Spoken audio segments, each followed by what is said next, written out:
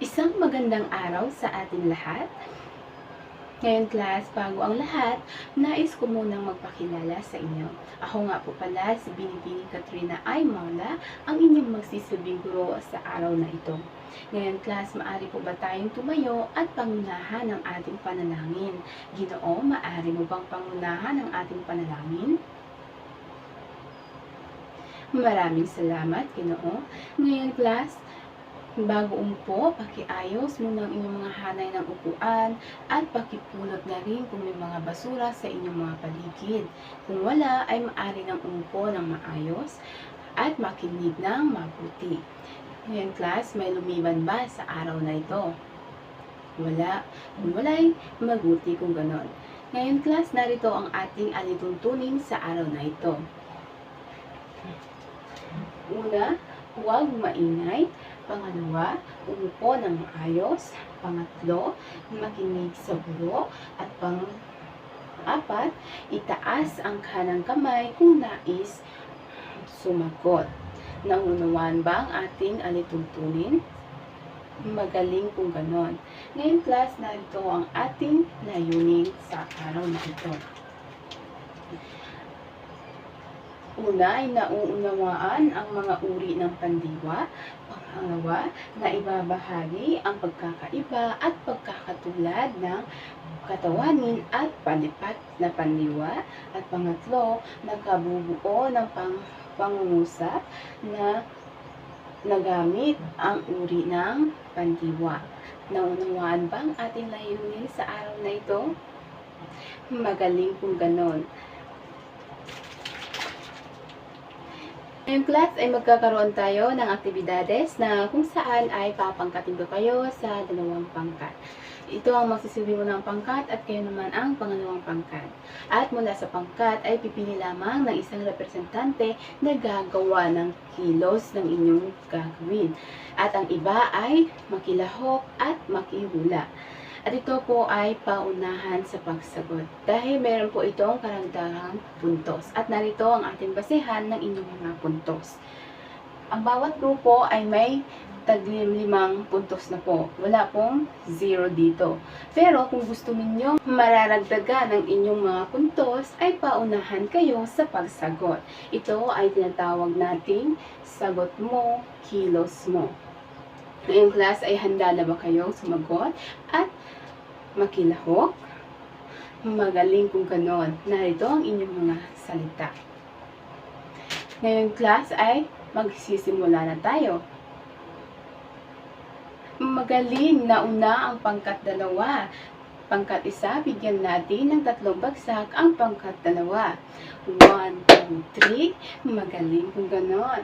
Ngayon ay uusad ang pangkat dalawa. Meron silang karagdagan 10 puntos. Habol ang mga pangkat isa. Magaling! Humabol ang pangkat isa. Ngayon sila naman ay nanalo. Magaling! Ngayon class ay isa na lamang ay malalaman natin kung sino ang mananalo. Magaling! Nauna ang pangalawang pangkat. Bigyan natin sila ng 3 bagsak. 1, 2, 3. Ang galing-galing! Ngayon class ay meron ng karagdagang puntos ang pangkat isa. Sila ay meron ng 15 puntos.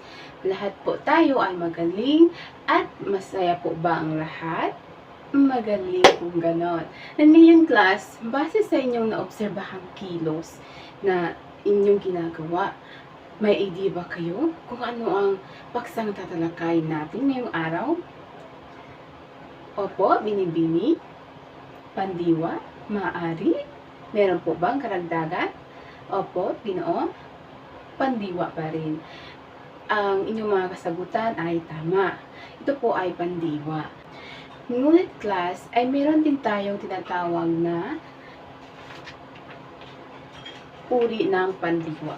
Opo, ito po ang ating paksang tatalakayin sa araw na ito. Ito po ay ang uri ng pandiwa. Ngayon class, ano nga ba ang pandiwa?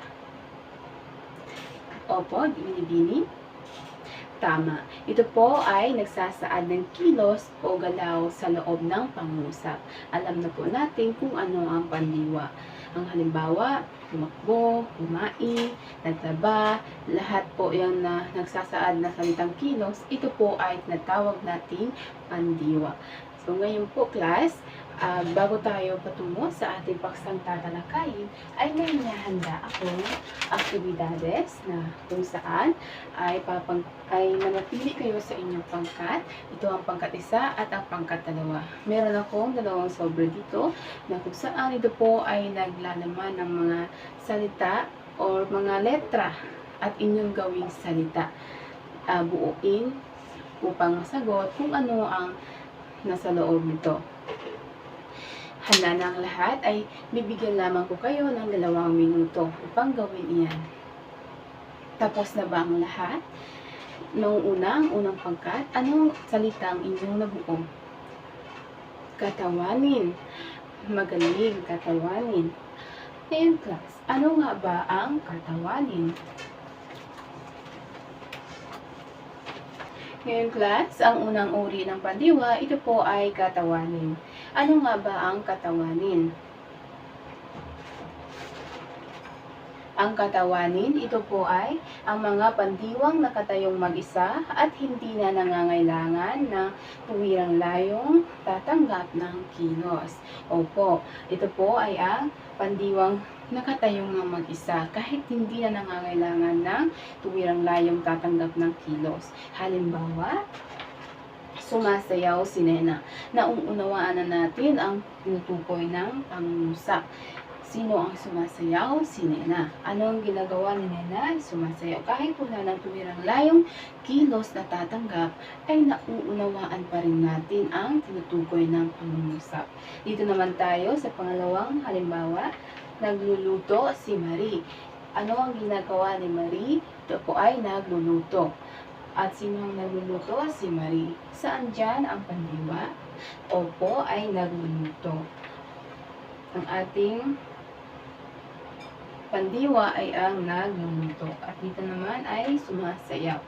Naunawaan ba kung ano ang katawanin? Magaling kung ganon. Ay ngayon ay tungo tayo sa isa pang uri ng pandiwa. At ito po ay ang pangkat 2. Ano nga ba ang inyong nabuong salita? Palipat. Opo, ito po ay ang pangalawang uri ng pandiwa, ang palipat.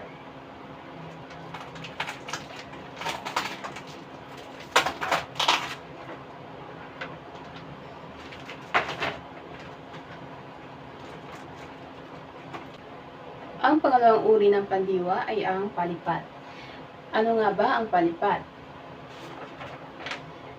Ang pandiwang palipat, ito po ay ang pandiwang kapag may tuwirang layong tumatanggap ng kilos. Opo, may tuwirang layong tumatanggap ng kilos. Kung kanina ang katawanin ay hindi na nangangailangan ng tumatanggap ng tuwirang layong kilos, pero ang palipat naman ay tumatanggap ng tuwirang layong kilos.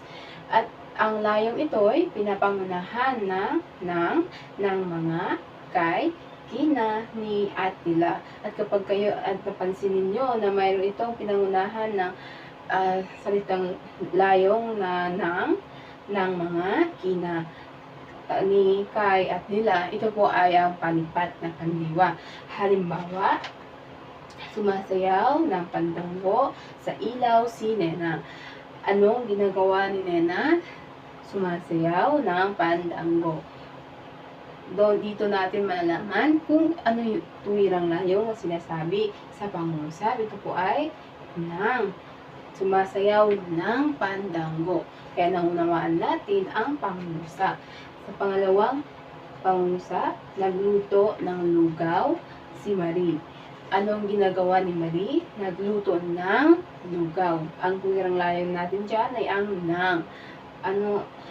Ng at ang ating pandiwa ay nagluto.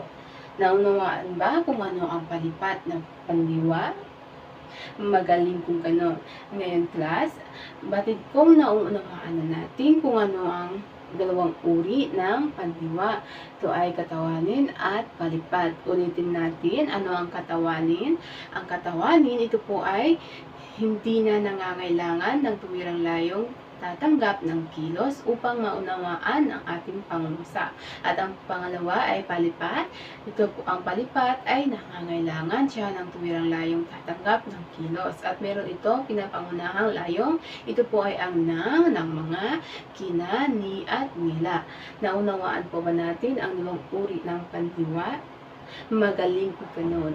Ngayon class, batid kong naunawaan na ninyo ang ating paksang tinalakay. Ngayon class ay may nihanda akong mga katanungan.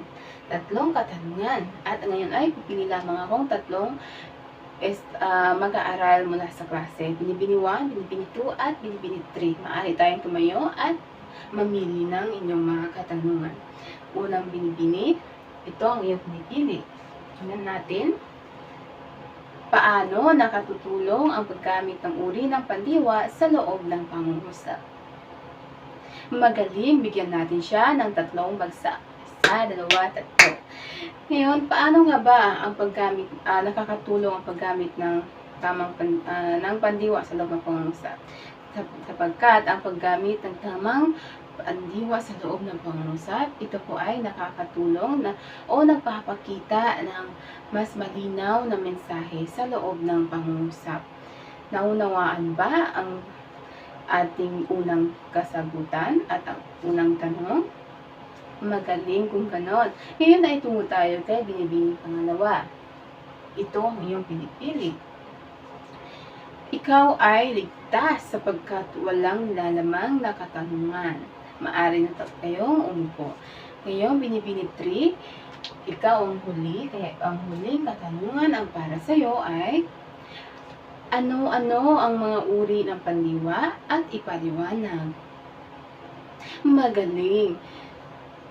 Bigyan natin siya ng 3 bagsak. 1, 2, 3. Ang uri ng pandiwa, ito ay palipat at katawanin.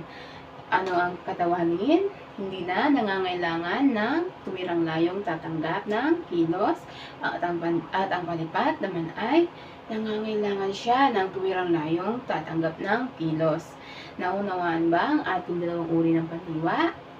Magaling kung ganon. Ngayong class, ay papangkatin ko kayo muli sa 2 pangkat. Unang pangkat at pangalawang pangkat. Dahil mayroon akong inahandang gawain.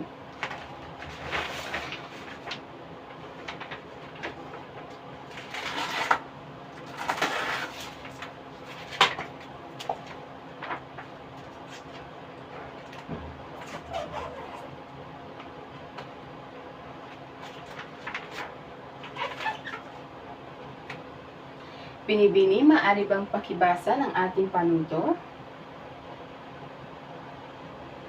Okay, salamat. Panuto natin gamit ang cycle diagram, ipaliwanag ang pagkakaiba at pagkakatulad ng katawanin at palipat na pandiwa. Ito ang ating cycle diagram.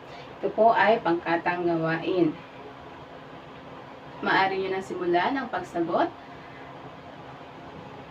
Tapos na ba ang lahat? Mauuna ang pangkat, hindi pa tapos ang pangkat 1, kaya ang pangkat 2 muna. Ano ang inyong kasagutan? Tama. Tignan muna natin kung anong kasagutan ng pangkat 1. Tama, ang husay. Bigyan natin ang ating sariling 3 bagsak. 1, 2, 3. Ang inyong mga kasagutan ay marehong tama. At ang kanilang, upang mas maunawaan natin ang pagkakaiba ng katawanin ay hindi na nangangailangan ng tuwirang layong tatanggap ng kilos. At ang palipat naman ay nangangailangan siya ng tuwirang layong tatanggap ng kilos. Yun po ang kanilang pagkakaiba. At ang pagkakatulad nila, ito po ay ito po, sila po ay parehong uri ng pandiwa. Naunawaan ba natin?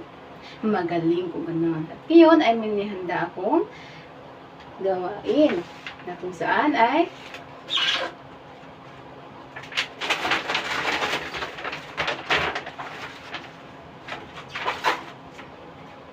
Ang gawain ito ay pangkatang gawain. Kanina lamang ay meron na kayong pangkat, ay manatili kayo ngayon.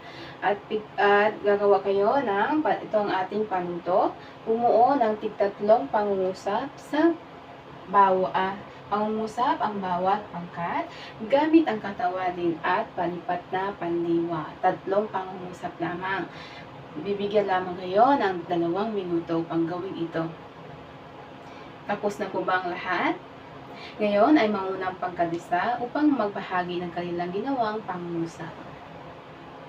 Magaling, bigyan natin sila ng 3 bagsak. 1, 2, 3. Ngayon naman, pangkat isa ay pakinggan natin kung ano naman ang ginawa ng mga pangkat 2. Magaling, bigyan natin sila ng 3 bagsak. 1, 2, 3. Ngayon naman, pangkat isa, ay pakinggan naman natin ang mga nabubuong pangungusap ng pangkat 2. Mahusay, bigyan natin sila ng 3 bagsak. 1, 2, 3. Ang inyong pangkat ay kapwa magagaling, kaya naman kayo ay inaasahan kong masagutan din ninyo ang susunod nating gawain.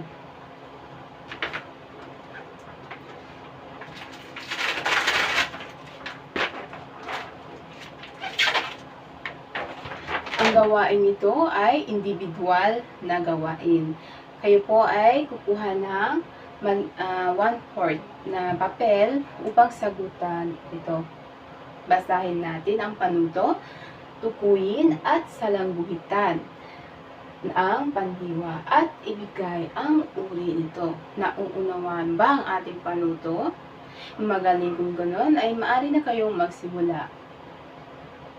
Tapos na ba ang lahat? Maaari nyo nang ipasayan sa inyong harapan. Punta dito sa akin. Tapos na po ba? Magaling kung gano'n. At bago tayo magpaalam sa ating klase ngayong araw, ay meron akong inihandang kasunduan na inyong ipapasa sa susunod nating pagkikita. Makibasa ang panuto. Sa buong malinis na papel, gumagawa bumuo ng 10 pangungusap gamit ang katawanin at palipat na pandiwa, bilugan ang bawat salitang kilos sa loob ng pangungusap. Nauunawaan ang ating panuto? Magaling kung ganon. At ngayon class, hanggang dito na lamang ang ating talakayan sa araw na ito. Muli, hanggang sa susunod nating pagkikita. Paalam na class. Maraming salamat.